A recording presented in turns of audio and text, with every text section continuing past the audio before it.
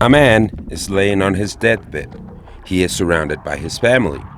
All of a sudden, while he's looking at the ceiling, he smiles and he utters the words, Aquí estoy, flaquita. Here I am, Slim. He sees the last thing he will ever see in his life.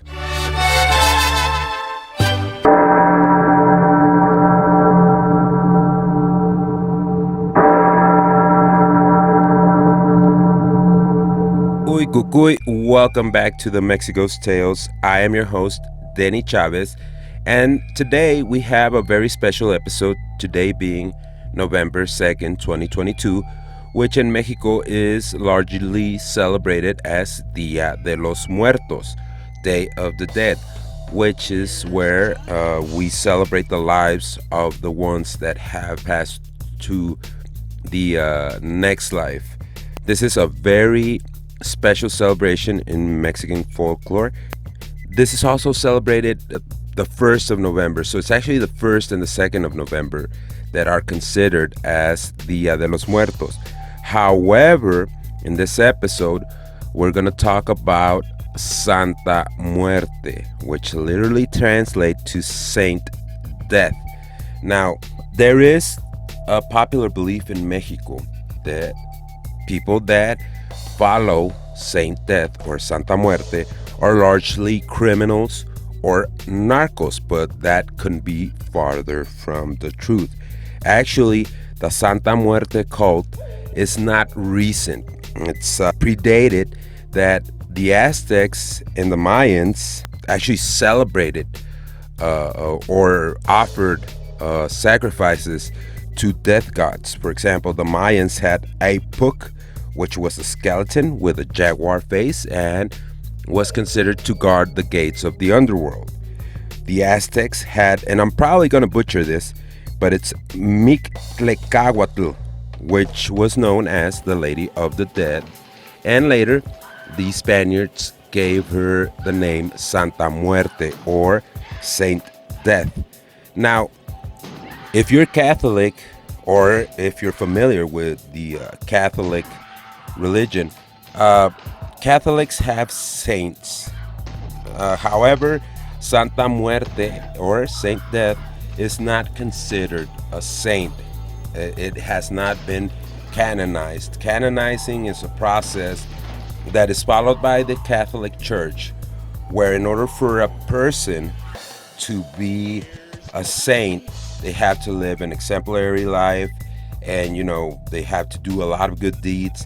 And so they enter this kind of a vetting system, I suppose, where they are canonized. And once all the pertinent paperwork, I guess, or documentation or facts are stated, they either get canonized and become saints, or they are not considered saints. However, Santa Muerte, according to the Catholic Church, cannot be a saint because it is not a person, it is an entity. So that disqualifies her as a possible candidate to be a saint. So in the Catholic Church in Mexico, Santa Muerte is not recognized as a saint. It's kind of like the same case with Malverde, who is the saint of the narcos. Let me know in the comments if you would like me to feature him on a future episode. But Santa Muerte and Malverde are not considered saints by the official Catholic Church. Like I said, it does have a lot of followers. The main thing is the followers of Santa Muerte claim that she is not good or evil, and we'll go through that further down on the episode. But like I said, the majority of the people that do not follow Santa Muerte consider that a bad thing, mainly because they consider her a saint for narcos and criminals. The fun fact, the majority of Santa Muerte devotees or devotees, I should say, are actually women. And the reason for that is that a lot of women pray to Santa Muerte so that their husband that just left, or boyfriend, or their significant other that has just left them, they can come back and be with them for the rest of their lives. This is just a fun fact, something that I found out during my investigation. The figure of Santa Muerte does carry with her a lot of symbolism. And one of the things is the black tunic that she wears, which signifies immortality and invisibility. She also carries a scythe. This is interpreted as a sign of justice. However, there's also the belief that life is so fragile that we're all hanging by a thread, and that she can use that scythe to cut that string. Also, another part of this figurine, she carries with her, in some cases, a world or a scale, which is a sign of equality. The reason for her looking as a skeleton is a reminder that at the end, we're all the same. There is the belief that if you pray to Santa Muerte, the cost is high. People that pray to Santa Muerte say that you have to pay a high price. What do I mean by that? If you pray with a clean heart, Santa Muerte is very generous. She will help you out. She will get you out of your sickness or your difficulties or whatnot. But she is also jealous, so you can only pray to Santa Muerte. You cannot go and pray to Santa Muerte and, let's say, La Virgen de Guadalupe or Virgin Mary or any other saint. Also, with that being said, if you ask Santa Muerte to, kill someone, she does that. But the charge is that you have to give up 3 of your loved ones. So you got to pay threefold for that type of stuff. Also, if you ask with a lot of hate in your heart, normally what you're asking from her doesn't happen. It actually goes back to you. The rules are kind of different in regards of your state of mind, and that's the results that you get. There's a popular neighborhood, El Barrio de Tepito, in Mexico City, which became very popular in the 1990s because there was a big altar and they do large celebrations in there. And those take place, like I said, the 1st and the 2nd of November. And the quantity of people that are devotees of Santa Muerte they go by the thousands. And there's also a cult or a church in Veracruz, in 2 cities in Veracruz. One is Córdoba, Veracruz, and on Catemaco, which is, they believe that's the largest one, mainly because Catemaco is known for witchcraft. And there's the famous Brujos of Catemaco or Brujas de Catemaco. Also, let me know in the comments if you would like me to feature that. At the beginning of the story, the man who was laying on his bed saw Santa Muerte. One of the things that she is characterized by is if you pray to Santa Muerte, once it's your time to check out, you will actually see her coming for you. So that's basically the price that you pay for praying to this entity or deity or however you want to call it. There's a lot of stories. There's a lot of stories of Santa Muerte. A lot of people that have witnessed encounters or have had encounters rather with Santa Muerte. And one of them was Jovita. This story takes place in a town near Tepic, Nayarit, and it was actually in 1947. Jovita was very disliked in the town, basically because she was nosy. She would gossip around the town. There was nothing that would happen in that town that Jovita didn't knew about it. She would always attend masses, parties, weddings, baptisms, even funerals. Although this lady was an elder lady and she was helpful, she was always interfering in somebody else's business. So people started to really dislike her. She was a widow, she didn't have any children, and she didn't have any family remaining. She was actually well off. She attributed this to her faith and That was because she was always in church, always trying to help. But one night, she couldn't sleep. She heard a couple fighting, and nosy as she was, Jovita had to know what was going down. The fight would not stop. Jovita was just actually anxious to see when the first blows would start going.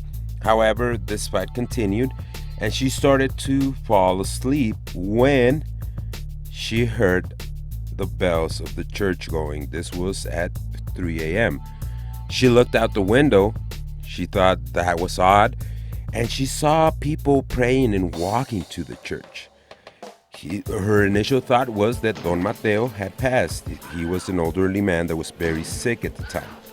She hurried up, got dressed, and went to the church.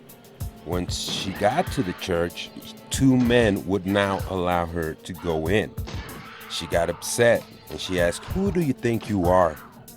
Why am I not allowed to go in?" She started yelling at the priest, "Padre, please let me in. What is this all about?" Then all of a sudden, a very slender woman, almost with no meat on her bones, walked up to the door and told her, "God damn it, Jovita, stop being so nosy. You are not allowed in this mass. This is not for you. You can't be here." And finally, the two men kicked her out of the church. Jovita was confused. She went back home. She was upset, but on her way back, she started to calm down. She noticed that the people at the mass and the priest were not from the town. She thought it was from the neighboring town, as they did not have a church at the time. They were barely building it. She walked back to the house and was determined to find out the next day what was going on. She finally was going to bed when she heard a knock on her door. She looked at her clock and it was 4 a.m. She looked out the window and saw that slender woman waiting outside. She opened up the door. The woman told Jovita, "I'm sorry to bother you, woman, but tomorrow we will have a mass for a woman who is hated in town. Many people have wished death upon her in their prayers. I think they are over exaggerating. So I was wondering if you could hold this cirio candle for me so I won't carry it around." So cirio is one of those big round candles that a lot of the Catholic churches have in their altars. And the woman proceeded to ask Jovita, "Can I leave it here in your home? And tomorrow I will come pick it up." Jovita immediately accepted, but with one condition. She wanted to know who was the woman that they wanted to get rid of. The slender woman looked upset and started making her way out of the house, letting Jovita know that she would return the next night and would knock on the door 3 times. Once the morning had arrived, Jovita went to the market to buy groceries for her Christmas dinner. She met up with Macrina, a lady who sold herbs and all types of house remedies. She asked her about the mass, but Macrina was surprised. She said, "I didn't hear anything," and told her to not be so nosy. Furthermore, the priest was not even in town, so there were no masses taking place. Jovita proceeded to tell her the story about her encounter with the slender woman, to which Macrina replied, "Ay, Jovita, you won't be able to get yourself out of this one. I swear it on my life." Macrina questioned her about the candle and where she actually placed the candle, and accompanied Jovita back to her home and asked her to show her where she had placed the cirio. When Jovita got it, Macrina noticed this was no cirio, it was a human bone. Jovita dropped it to the floor and asked her what she could do. Macrina said, "Jovita, listen to me. When they come to get the cirio and knock on the door, you need to get eye gunk from your dog. Eye gunk, eye boogers, sleepies, however you want to call it, you get the idea. And place it on your eyes. But that's not all.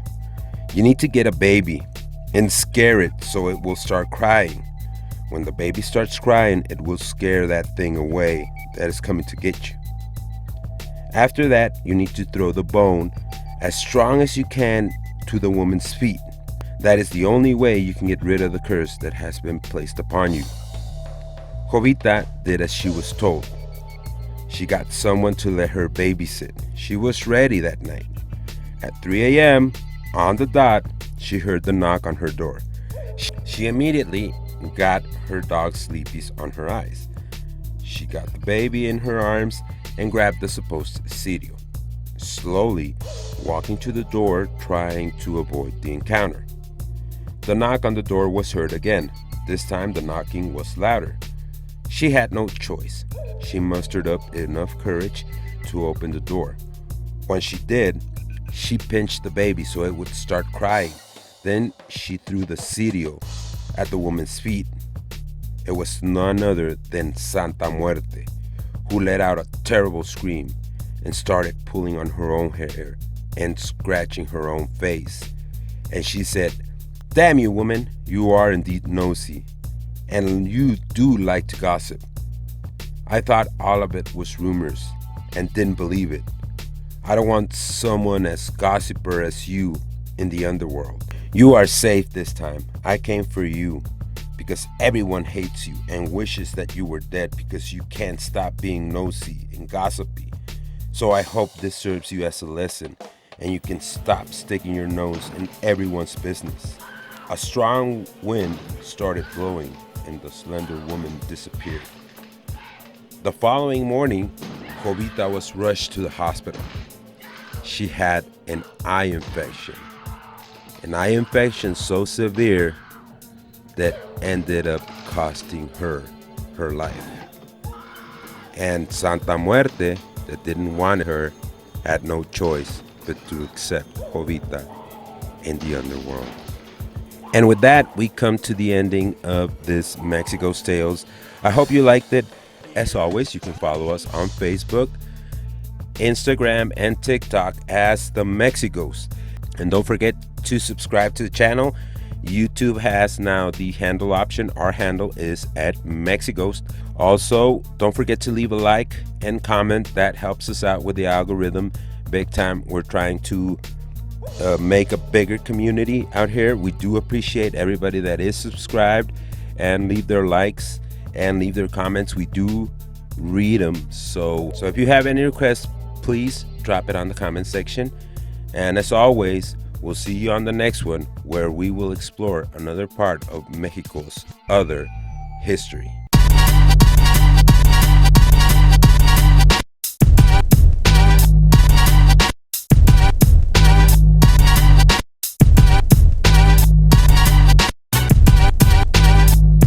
Y celebraremos una gran fiesta mexicana juntos. ¿De qué fiesta hablas? Noviembre 2. ¿Y qué celebran? A los muertos.